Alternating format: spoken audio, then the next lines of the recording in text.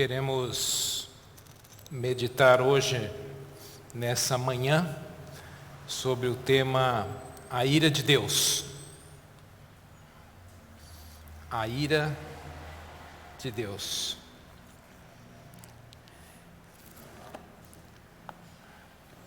O mundo atual tem uma ideia equivocada de Deus. Infelizmente, isso inclui muitos dos evangélicos. Na verdade, a visão que muitos têm de Deus está mais parecida com um gênio da lâmpada ou com o Papai Noel, já que estamos chegando no Natal. Então muitos têm identificado e têm visto Deus como fosse aquele velho bonzinho, o Papai Noel, ou o gênio da lâmpada que pudesse dar os seus desejos, presenteá-lo com aquilo que você deseja. Mas o Deus da Bíblia é um Deus diferente.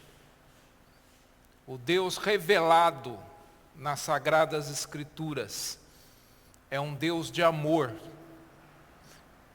é um Deus de justiça, é um Deus de bondade, é um Deus de misericórdia, mas é um Deus irado contra o pecado. Se Deus não fosse irado contra o pecado, não seria um Deus de amor. Porque se fosse um Deus que visse todas as maldades, crueldades, tantos crimes hediondos cometidos pelo homem, e nada pudesse fazer, não seria um Deus de amor.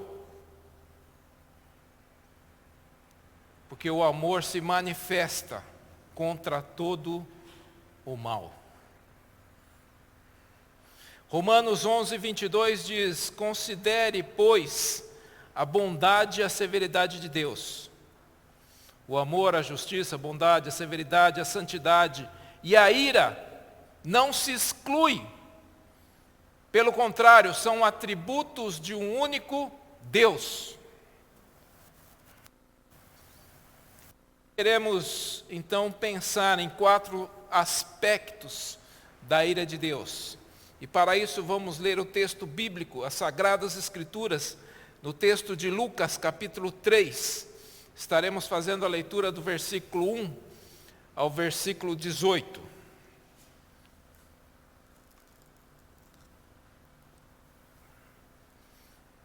Diz assim, Lucas, Evangelho de Lucas, capítulo 3, do versículo 1 ao versículo 18.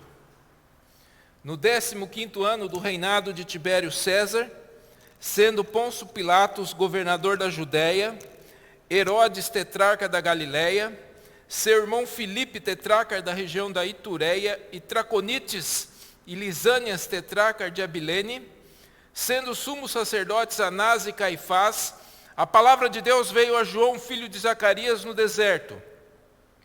Ele percorreu toda a região nas imediações do rio Jordão, pregando o batismo de arrependimento para a remissão de pecados, conforme está escrito no livro das palavras do profeta Isaías. Voz do que clama no deserto, prepare um caminho do Senhor, endireite as suas veredas. Todos os vales serão aterrados e todos os montes e colinas serão nivelados. Os caminhos tortuosos serão retificados e as estradas irregulares serão aplanadas. E toda a humanidade verá a salvação que vem de Deus. João dizia às multidões que saíam para ser batizadas: raça de víboras, quem deu a entender que vocês podem fugir da ira vindoura? Produzam frutos dignos de arrependimento. E não comecem a dizer uns aos outros: temos por pai Abraão, porque eu afirmo a vocês que Deus pode fazer com que destas pedras surjam filhos de Abraão. E também o machado já está posto à raiz das árvores. Portanto, toda árvore que não produz bom fruto é cortada e lançada ao fogo. Então as multidões perguntaram a João: o que é que devemos fazer? Ele respondeu: quem tiver 2 túnicas, reparta com quem não tem, e quem tiver comida, faça o mesmo. Também alguns publicanos chegaram para ser batizados e perguntaram a João: Mestre, o que devemos fazer? E ele respondeu: Não cobrem mais do que o estipulado. Também soldados lhe perguntaram: E nós, o que devemos fazer? E ele lhes disse: Não sejam prepotentes, não façam denúncias falsas e contente-se com o salário que vocês recebem. Estando o povo na expectativa e pensando todos em seu íntimo a respeito de João, se por acaso ele não seria o próprio Cristo, João tratou de explicar a todos: Eu, na verdade, batizo vocês com água, mas vem aquele que é mais poderoso do que eu, do qual não sou digno de desamarrar as correias das suas sandálias. Ele os batizará com Espírito Santo e com fogo. Ele tem a pá em suas mãos para limpar a sua eira e recolher o trigo no seu celeiro, porém queimará a palha no fogo que nunca se apaga. E assim, com muitas outras exortações, João anunciava o Evangelho ao povo. Até aí, vamos orar assim como estamos. Obrigado, Senhor, pela Tua palavra. Carecemos, Pai, da iluminação, da capacitação do Teu Santo Espírito. Humildemente pedimos que Tu fales ao nosso coração, que Teu Santo Espírito nos conduza, Pai. Que cada mente, cada coração se volte a Ti nesse momento. Nós pedimos, nós rogamos, em nome de Jesus. Amém. 4 aspectos da ira de Deus. Primeiro, a ira de Deus é a manifestação do seu amor e de sua justiça. Muitas pessoas pensam que isso seja contraditório, mas não é. A ira de Deus, na verdade, é a manifestação do amor de Deus. Vamos tomar como exemplo o povo de Israel. Especificamente, vamos pensar um pouco no profeta Jeremias. Jeremias profetizou por 40 anos, chamando o povo ao arrependimento. 40 anos o profeta esteve alertando o povo da necessidade de se voltar a Deus, de abandonar os seus maus caminhos, de deixar os falsos deuses, de praticar a justiça com o órfão e com a viúva. Mas o povo ignorou por todos esses anos as advertências do próprio Deus. A punição então se tornou necessária para que um remanescente pudesse permanecer, um remanescente pudesse continuar, e desse remanescente viesse a nascer o Salvador, Cristo Jesus, o nosso Senhor. Senão todo o povo estaria exterminado. É verdade que Deus estava no controle,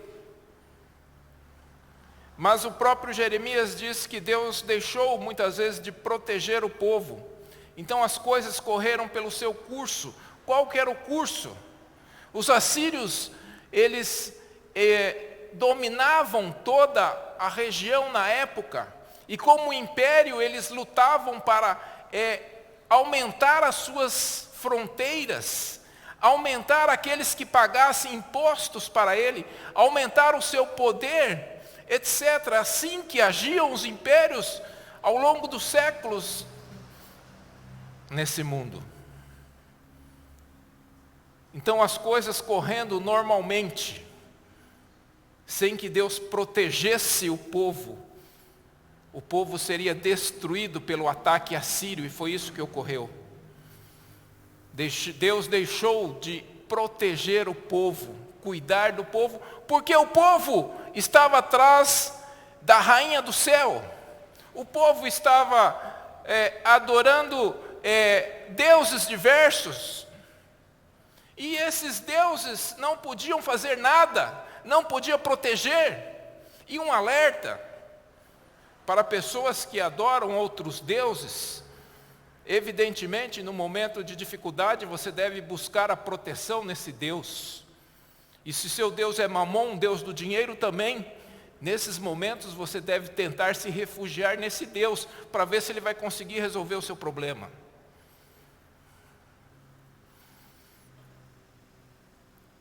O povo de Deus, então,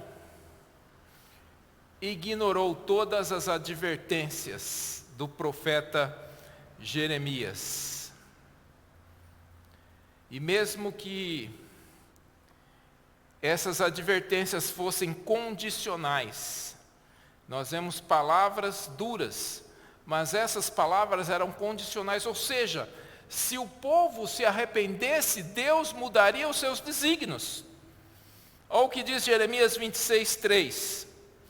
Talvez eles ouçam e se convertam, cada um do seu mau caminho.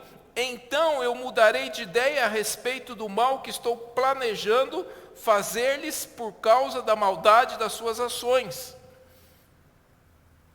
Muitas vezes Deus trouxe uma palavra pelo profeta de destruição, mas todas essas palavras estavam condicionadas ao povo se converter, ao povo abandonar os seus maus caminhos, ao povo abandonar os seus pecados. Mas não foi isso que aconteceu. O povo se tornou rebelde, e eles foram invadidos pelos assírios, e Deus ainda na sua misericórdia controlou tudo isso, manteve um remanescente, para que todo o povo não fosse destruído. Isso foi manifestação de amor. Por quem? Por quem? Por mim e por você. Porque se a punição de Deus não tivesse ocorrido naquela época, o plano de salvação não poderia ter sido cumprido. E se o plano de salvação não poderia ter sido cumprido, pessoas ao longo de todos os séculos, em todo o mundo, não poderiam ter sido salvas. Então, por amor a todos aqueles que estão sendo e serão salvos, é que a ira de Deus se manifestou contra um povo rebelde. Então, em primeiro lugar, a ira de Deus não é, como muitas pessoas pensam, uma punição, porque Deus é um Deus caprichoso, Deus gosta de punir, Deus gosta de dar porretada na cabeça das pessoas, nada disso. A ira de Deus é a manifestação de seu amor e de sua justiça. Um pai que ama seu filho, disciplina o seu filho. Porque se ele não está nem aí com o filho, então ele não vai disciplinar o seu filho. Agora ele disciplina porque ele ama. E a ira de Deus se manifesta como uma prova do seu amor para com o homem. A ira de Deus, então, é a manifestação do amor de Deus. Segundo aspecto da ira de Deus, o homem por si só é incapaz de escapar da ira de Deus.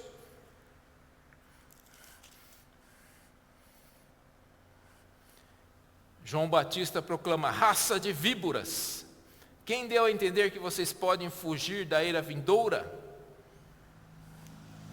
A palavra de João Batista era bem pesada, e muitos até dos fariseus vieram para serem batizados pelo próprio João Batista, e ele, se dirigindo a essas pessoas, disse: raça de víboras. Raça de víboras. Não só uma víbora, mas uma raça de víboras. Alguns estudiosos dizem que ele estava se referindo a uma espécie específica de cobra. A maioria das cobras são ovíparas, mais de 70%. Mas se os irmãos não sabem, quase 30% das espécies são vivíparas, ou seja, o filhote sai pela barriga e não pelo ovo. Então, normalmente, quando pensamos em cobra, pensamos que todas as cobras são ovíparas, mas não é verdade. E há uma espécie específica naquela região, naquela época, que o filhote, os filhotes eles comiam a própria barriga da mãe. E João Batista está se referindo a essa... Algumas traduções falam filhotes de víboras. Tem algumas traduções mais precisas que falam filhotes de víboras. Então esse tipo de gente, a pior espécie. É uma palavra bem pesada. E João Batista fala, quem falou para vocês que vocês podem escapar da ira futura? O homem sem Cristo alimenta a ilusão de que pelos seus próprios esforços ele poderá escapar da era vindoura, principalmente o brasileiro, que tem a ideia de dar um jeitinho. O brasileiro acha que no final vai dar tudo certo, porque Deus é bonzinho, tipo Papai Noel. Então, Deus não vai executar sua ira sobre mim. Para essa ideia, nós vemos as escrituras que diz, raça de víboras, quem deu a entender que vocês podem fugir da ira vindoura? Porque ninguém merece a salvação. Pelo contrário, nós merecemos o castigo eterno, porque como diz as escrituras, Romanos 6, 23, o que diz lá? Por quê? Por quê? Porque o salário... Então vamos repetir junto esse versículo. Porque o salário do pecado é a morte, mas o dom gratuito de Deus é a vida eterna em Cristo Jesus, nosso Senhor. De novo, não saiu. Porque o salário do pecado é a morte, mas o dom gratuito de Deus é a vida eterna em Cristo Jesus, nosso Senhor. Não existe, preste atenção, não existe nenhuma promessa de livramento da ira futura para aqueles que permanecem na incredulidade. Pelo contrário, João Batista ainda diz, o machado já está posto à raiz das árvores. O machado está posto à raiz das árvores, ou seja, vai ser cortado e queimado. Então, o homem que alimenta essa ilusão, essa doce ilusão, que no fim vai dar tudo certo, porque Deus é um Deus bonzinho e todo mundo vai para o céu, todo mundo vai estar muito bem. A Bíblia não apresenta essa possibilidade. Aliás, a Bíblia não tem um plano B e nós vamos ver isso. Olha o que diz também o texto de Lucas 12, 4 e 5. Digo a vocês, meus amigos, não temam os que matam o corpo, e depois disso nada podem fazer. Eu, porém, vos vou mostrar a quem vocês devem temer. Temam aquele que depois de matar tem poder para lançar no inferno. Sim, digo que a esse vocês devem temer.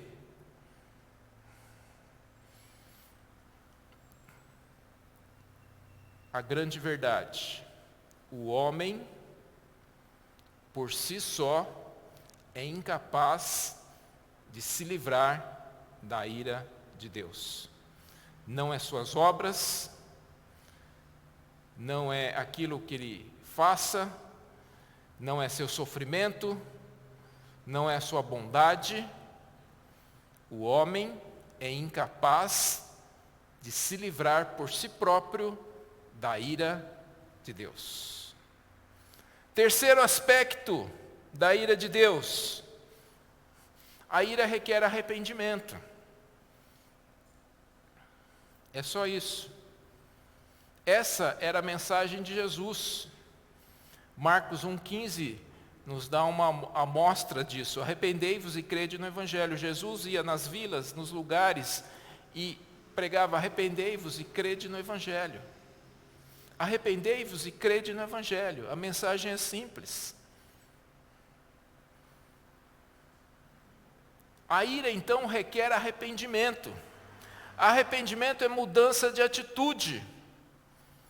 Todos precisam se arrepender. Não é porque alguém nasceu numa família cristã, não é porque alguém frequenta a igreja desde pequeno, não é porque alguém é uma boa pessoa, um trabalhador.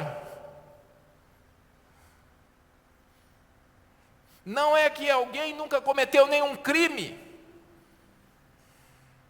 Aliás, para essas pessoas que assim se julgam, né, nunca cometi nenhum crime, sou um trabalhador, um bom pai de família, essa justiça é uma justiça arrogante, orgulhosa.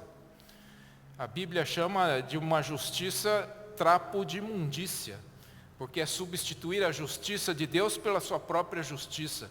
E a justiça do homem é isso, é um trapo de imundícia. Essa que é a justiça humana. Então, quando você diz que é uma boa pessoa, cumpre suas obrigações sociais, familiares, e por isso está tudo bem, então isso é uma arrogância. Você está falando que você não precisa de Deus, porque você já é um cara bom. E a Bíblia diz que isso é um trapo de imundícia. E que todos nós precisamos nos arrepender, inclusive de achar que temos uma justiça própria. E arrependimento é mudança de atitude.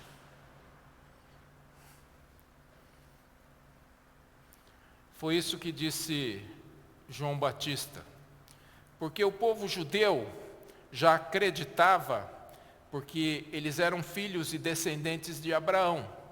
Então, para obter a salvação, era necessário apenas já fazer parte da comunidade dos filhos de Abraão, comunidade judaica no caso. Como hoje ainda algumas igrejas, a própria igreja romana e algumas igrejas da linha evangélica acham que a salvação está dentro das suas igrejas, ou seja, participando das suas igrejas, dos seus rituais, etc., então já está tudo garantido.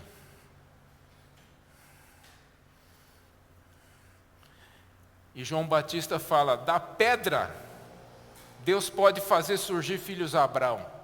Ou seja, não adianta falar que é filho de Abraão, não adianta falar que você é descendente, não adianta falar que você é participante. O que se precisa é arrependimento, e arrependimento é mudança de atitude. Mudança de atitude. E aí perguntaram para João Batista, como que é isso, como que isso funciona? E ele deu alguns exemplos. Ele fala, para todos a generosidade, para os cobradores de impostos a cobrança justa, para os soldados um procedimento correto e um contentamento com o salário. A prova do arrependimento são os frutos. O que prova que houve arrependimento? São os frutos de arrependimento. São as ações e atitudes que tomamos como demonstração de que ficamos arrependidos, de ter feito aquelas coisas erradas que não agradam a Deus. E os frutos de arrependimento têm um outro aspecto importante. É uma forma de compensação que abranda o peso do pecado. Porque quando você fez alguma coisa que prejudicou alguém, e você então agora está fazendo boas ações, que está ajudando outras pessoas, então aquilo te alivia, aquilo te deixa em bem-estar. Não que isso vai expiar o pecado, isso não expia o pecado. Quem expia o pecado é Cristo Jesus. Quem perdoa o pecado, quem apaga o pecado da sua vida é Cristo Jesus. Mas quando produzimos frutos dignos de arrependimento, então nós nos sentimos melhor. Essa missionária, ela está produzindo frutos dignos de arrependimento. Então agora ela está se sentindo bem, porque antes ela produzia o mal, ajudava a essa produção do mal. E agora, ela produzindo frutos dignos de arrependimento, ela está então ajudando as pessoas a saírem dali. Isso traz uma satisfação, isso traz um alívio contra o pecado. É verdade que a igreja romana, infelizmente, transformou isso em penitência, mas a penitência não ajuda em nada, porque você ajuda quem ficar repetindo orações e rezas e coisas desse tipo. O que ajuda é você produzir ações boas, Evidentemente, então tem uma penitência. Essa penitência que você pode se dar a si mesmo é ajudar pessoas, é produzir boas ações, mas não que isso vai perdoar o seu pecado, ou isso vai lhe dar a salvação, mas isso vai te dar uma sensação de alívio contra o pecado. Não podemos desprezar isso. Achamos que não, é tudo da questão da mente, das emoções, não. O alívio contra o pecado que cometamos contra Deus, ele se dá quando nós produzimos boas ações. Aí então nos sentimos bem. Então o marido que peca contra a mulher, o marido que muitas vezes traiu a mulher, então agora, para que ele demonstre esse arrependimento, ele vai produzir, ele vai tratar a mulher, ele vai coisas melhores para que ele sinta esse alívio do próprio pecado. Isso é que João Batista está falando aos soldados, a todas as pessoas, o que eles deveriam fazer. Porque esses eram os frutos do arrependimento. Os frutos, vou repetir uma coisa, os frutos do arrependimento não expiam o pecado. Preste atenção, ou seja, ele não perdoa o pecado, ele não resolve o problema de pecado com Deus. Porque o pecado é expiado, o pecado é perdoado, o pecado é lavado, ou como queiramos chamar, por Cristo Jesus. E o quarto e último aspecto da ira de Deus, que a ira de Deus é removida unicamente por Cristo Jesus. A ira de Deus é removida unicamente por Cristo Jesus. João Batista veio preparar o caminho, diz que ele foi o maior dos profetas. Ele veio preparar o caminho do Salvador. Ele não era o Salvador, mas ele veio preparar o caminho. E ele veio preparar o único caminho da salvação. Único caminho, não tem plano B. Infelizmente, em algumas tradições evangélicas, teológicas, eles criam um plano B para os judeus.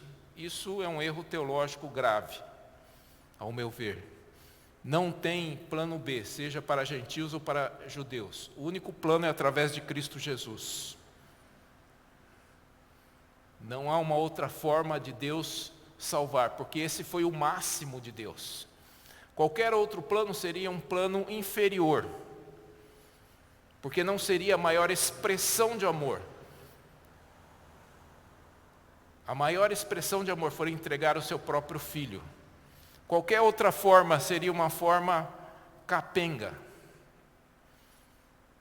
Não que Deus pudesse providenciar outra, talvez, mas não seria a expressão do maior amor de Deus. Não seria o melhor de Deus para salvar a mim e a você. Por isso, quando nós falamos que temos um plano B, nós estamos desprezando o máximo de Deus. Nós estamos falando que esse máximo de Deus não foi tão bom. Ou seja, a única forma da ira de Deus ser removida é através de Cristo Jesus. Isso desde tempos eternos. Isso foi profetizado. Isaías 12:1 diz: naquele dia você dirá, graças te dou, Senhor, porque ainda que tirastes contra mim, a tua ira se retirou e tu me consolas.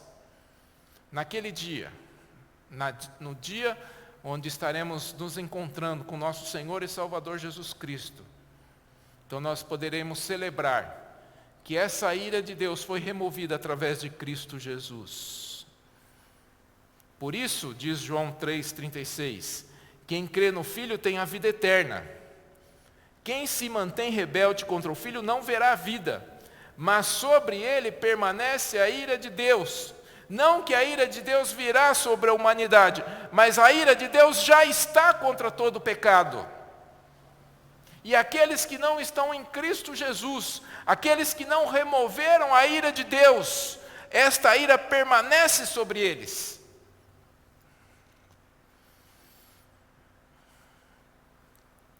E João 3,18 ainda diz: quem nele crê não é condenado, mas o que não crê já está condenado, porque não crê no nome do unigênito Filho de Deus. Enfim, meus irmãos, ninguém deve viver negligenciando a sua vida espiritual. E nesse mundo de distrações, nesse mundo de fascinações, nesse mundo de ilusões, as pessoas estão totalmente negligenciando sua vida espiritual, vivendo como que se tudo fosse o aqui e agora, esse tempo curto que temos aqui nessa terra. Perguntas que eram feitas constantemente em anos atrás, nos anos 70, até comecinho dos anos 80, vinha aqueles folhetos que nós distribuímos, e assim vinha a pergunta logo na cara: onde você vai passar a eternidade? Essas perguntas não são feitas mais. E as pessoas parecem que não estão preocupadas mais com isso. Mas não podemos viver negligenciando a nossa vida espiritual. Vida espiritual presente, vida espiritual futura. Cada pessoa deve analisar. E se nós celebramos a ceia do Senhor hoje, e a celebração da ceia do Senhor é um chamamento ao autoexame, então é bem propício, bem oportuno, que estejamos examinando como está a nossa vida espiritual, se não estamos correndo risco. Você está correndo risco? Você tem certeza da vida eterna? Você tem certeza que Deus removeu a ira de sobre você? Que você já entregou a sua vida a Cristo Jesus? Nós sabemos que Cristo Jesus satisfez a ira de Deus contra o pecado na cruz do Calvário. Toda a ira de Deus contra o pecado foi executada em Cristo Jesus. Por isso que o seu sangue foi derramado, para satisfazer a ira de Deus contra o pecado, a justiça de Deus contra o pecado. E o livramento, o nosso livramento, acontece que quando em arrependimento aceitamos pela fé o Evangelho, que é Cristo Jesus, o nosso Senhor. Que ninguém então possa negligenciar essa questão e que ninguém possa se descuidar de estar anunciando essa verdade àquelas pessoas que estão próximas de nós. Que sejamos uma comunidade cristã que esteja preocupada com a vida espiritual de cada um e com a vida espiritual das pessoas que nos cercam, porque senão estaremos perdendo elementos essenciais da fé cristã, da salvação em Cristo Jesus. A ira de Deus é algo real, e a ira de Deus é contra o pecado, e cada um deve cuidar para que a ira de Deus seja removida da sua vida. Que Deus vos abençoe. Vamos ficar de pé.